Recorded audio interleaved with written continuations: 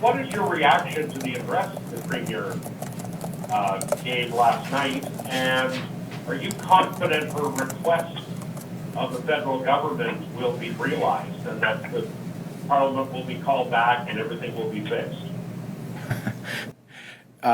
No, I'm not confident. First of all, it finally seems to be dawning on the Premier that Ottawa is not really committed to getting market access for our oil and gas. We've been calling on our Premier and NDP government to speak truth to power in the relationship with the Trudeau government. Instead, the NDP's approach has been to put all of their political eggs in the basket of an alliance with Justin Trudeau. Where's that got us? Well, with taxpayers holding the bag on a pipeline that a U.S. company just unloaded on us, and potentially years yet more in delays and uncertainty. If the Premier was really serious about using what she thinks is the great leverage of Alberta's carbon tax, then why she should have announced yesterday the suspension of the carbon tax, the one that she introduced at $20 a ton and increased to $30 a ton.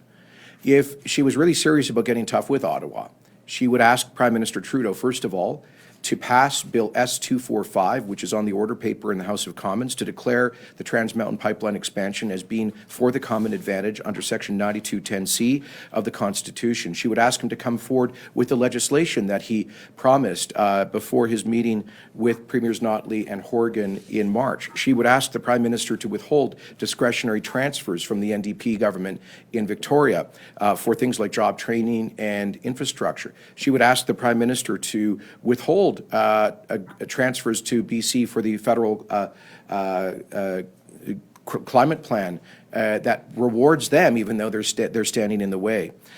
She would respond to our call to demand that the Canada Revenue Agency deregister the bogus the political groups that are masquerading as charities, but continue to receive federal charitable benefit.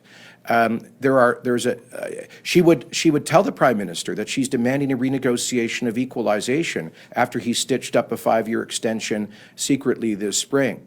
So if the Premier was really serious about asserting Alberta's interests, there's a long list of real action that she could take, which we have called for in motions in the legislature, and I would be happy to work constructively with her on this. I appreciate that she accepted lock, stock, and barrel our proposal about legislative authority to turn off the taps.